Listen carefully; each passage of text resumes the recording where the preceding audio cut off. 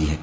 اور اللہ ہی نے تمہارے آرام کے لیے اپنی پیدا کی ہوئی چیزوں کے سائے بنائے اور پہاڑوں میں غار بنائے اور تمہارے لیے کرتے بنائے جو تم کو گرمی سے بچائیں، اور ایسے کرتے بھی جو تم کو اسلحہ جنگ کے ضرر سے محفوظ رکھیں۔ اسی طرح اللہ اپنا احسان تم پر پورا کرتا ہے تاکہ تم فرمانبردار بنو۔ بس اگر یہ لوگ روگردانی کریں تو اے پیغمبر تمہارا کام فقط صاف صاف پہنچا دینا ہے۔ یہ اللہ کی نعمتوں سے واقف ہیں مگر واقف ہو کر ان سے انکار کرتے ہیں اور یہ اکثر ناشکرے ہیں۔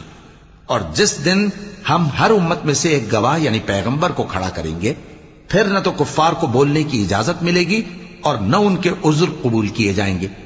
اور جب ظالم لوگ عذاب دیکھ لیں گے تو پھر نہ تو ان کے عذاب ہی میں تخفیف کی جائے گی اور نہ ان کو مہلت ہی دی جائے گی۔ اور جب مشرک اپنے بنائے ہوئے شریکوں کو دیکھیں گے تو کہیں گے کہ پروردگار، یہ وہی ہمارے شریک ہیں